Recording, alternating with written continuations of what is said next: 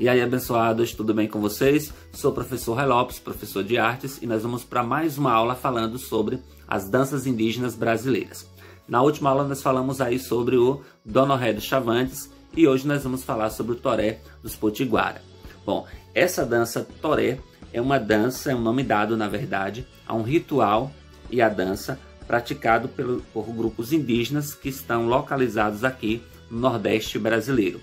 É uma dança, é um ritual que representa e deixa bem expresso, de certa forma, o espírito coletivo dentro da aldeia e também representa para eles a resistência dos povos indígenas. Bom, os potiguaras eles vivem em áreas localizadas aqui no estado do Ceará e também no norte da Paraíba. Então são as localidades onde nós temos a presença maciça dos potiguaras no território brasileiro. Em geral, as aldeias desses povos elas são localizadas próximos a rios, a córregos, a riachos, porque eles têm uma necessidade de sobrevivência que depende, de certa forma, da água de rios, riachos e córregos, né? Esses povos eles vivem exclusivamente da lavoura, que é praticada em seus territórios. A gente tem que lembrar que hoje os povos indígenas da atualidade eles não vivem da mesma forma que os indígenas do passado, de 500 anos atrás, né? Então eles têm um modo de vida um pouco diferente do que viviam naquela época. Então é comum que os grupos indígenas hoje eles utilizem a agricultura, eles pratiquem a agricultura. No passado, a maior parte das tribos que nós tínhamos no Brasil, elas eram coletoras e catadoras. Hoje nós temos em sua maioria, na verdade nós podemos dizer que quase a totalidade dos grupos indígenas que vivem no Brasil, eles praticam algumas atividades de desenvolvimento econômico dentro da sua própria aldeia, a exemplo do cultivo da lavoura. Então, os potiguaras daqui da região do Nordeste, do Ceará e da Paraíba, eles precisam, de certa forma, montar suas aldeias próximas a rios, porque eles precisam da água dos rios para a lavoura, para molhar a plantação. Utilizam também os rios para atividade pesqueira, que é um meio de subsistência também dessas comunidades indígenas. A coleta de crustáceos e molúsculos, a exemplo do caranguejo, que é utilizado também por alguns grupos indígenas. Criação de animais em pequena escala, ou seja, basicamente somente para o próprio consumo do povo da aldeia. E o extrativismo vegetal. Então são as atividades desenvolvidas dentro dessas aldeias potiguaras e que, de certa forma, todas elas necessitam dessa proximidade com os rios. Além de que os rios também servem para eles como meio de transporte. Então é essencial para a sobrevivência dessas aldeias em nosso território. Bom, a dança, quando a gente está falando de uma dança indígena brasileira, a gente sabe que as danças indígenas elas podem ser consideradas uma espécie de mobilização, uma mobilização social que tem como objetivo principal a reafirmação da identidade social daquela aldeia. É uma forma que eles adquirem, de certa forma, a partir da dança, de estar mostrando a sua identidade cultural. E tem um papel fundamental, que é de grande influência na vida social de toda a aldeia. Então é como se essa manifestação ela tivesse ligada, de certa forma, à vida daquela sociedade indígena. Então elas precisam dessa manifestação. E geralmente a dança ela é utilizada como um ritual de passagem. Passagem passagem da infância para a adolescência, da adolescência para um adulto, do adulto para um idoso, rituais de nascimento, de casamento. Então todos os rituais, todas as passagens que existem na vida das comunidades indígenas, elas são trabalhadas e mostradas por meio da dança. A maioria dessas danças indígenas, elas são realizadas em grupos. Existem sim algumas danças que são individuais, mas a maioria delas, os indivíduos, eles praticam essas manifestações, esses rituais, geralmente em coletividade, né? As danças geralmente são feitas em formas circulares, né? Estão presentes em praticamente todas as culturas, não só culturas indígenas, mas as culturas africanas, um exemplo também. Os rituais africanos, é comum que as danças e os rituais africanos também sejam realizados em círculo. Mas, professor, por que os povos indígenas realizam suas danças, na maioria das vezes, em círculo? Bom, primeiro que faz parte de um ritual As danças indígenas, elas são de passos bem simples, elas são de coreografias simples. O objetivo das danças indígenas não é uma competição de dança para saber quem dança melhor ou não, né? Então são passos bem simples, que todos podem estar acompanhando. É fácil você aprender a dançar e você seguir os passos, porque são passos marcados, né? São passadas bastante simples, e o fato de ser em círculo é para que todos possam estar observando um ao outro, para facilitar o aprendizado do passo e para que a gente tenha a noção também de igualdade, de perceber essa igualdade todos ali dentro da aldeia. Não existe distinção de idade, não existe distinção de sexo, masculino ou feminino, homem, mulher, né, gordo ou magro, então todos são iguais. E aí essa noção de você estar em círculo lhe dá essa percepção de igualdade, de coletividade, de união. Então por isso as danças indígenas, os rituais indígenas, em sua maioria, eles são realizados em meio, de certa forma, a círculo. Bom, aí no livro de vocês fala o seguinte também, que as aldeias potiguaras são muito parecidas com pequenas vilas. Se a gente for observar uma aldeia potiguara, a gente vai perceber que ela é bem diferente da maioria das aldeias indígenas que a gente costuma ver, ouvir, falar e ver também em filmes, em imagens, em revistas ou presencialmente, né? As aldeias potiguaras, elas parecem com vilas. Como assim, professor? Elas são feitas em sua maioria feitas de tijolos, né? Diferente daquela imagem da que a gente tem de índio que vive em ocas, feitas de madeira, de palha, de folha, né? Os indígenas da aldeia dos potiguaras, tanto do Ceará quanto da Paraíba, eles vivem em aldeias que as casas são feitas de tijolos, né? E são dispostas em fileiras paralelas uma à outra, né? Não é feita aquele semicírculo que é comum a gente ter aldeias indígenas, e o mais comum é que elas sejam em círculo também, que a gente tenha uma grande área central no centro da aldeia, e em volta dessa área central a gente tenha as ocas, as casas indígenas ao redor, formando um círculo também. Já nos potiguara não, é como se fosse uma vilazinha mesmo, as casas são colocadas paralelas uma à outra, como se fossem enfileiradas, como a gente tem uma rua ou um bairro da nossa cidade, e são feitas de tijolos. Em cada uma dessas casas, geralmente vive apenas uma família, ou cada uma dessas aldeias, né? Geralmente dentro de uma aldeia dessa potiguara só vive uma família. Ali vivem composta pelos os pais e pelos filhos solteiros. Pais, filhos solteiros, avós, ou seja, uma mesma família convivendo dentro daquela aldeia. Isso quer dizer o quê? Que cada família vai ter a sua aldeia. Então são várias aldeias que existem separadas umas das outras, porque aquela aldeia só é formada exclusivamente pelos componentes de uma mesma família. E os roçados, que são onde eles cultivam a sua lavoura, praticam o desenvolvimento da sua lavoura e até a criação também de alguns animais, fica geralmente ao lado da casa, opostos ao lado da casa. Vocês têm duas imagens aí no livro de vocês que mostram aí os indígenas praticando aí o toré, que é essa dança, esse ritual de comemoração ao Dia do Índio na Paraíba. Essa imagem é de 2010 no livro de vocês.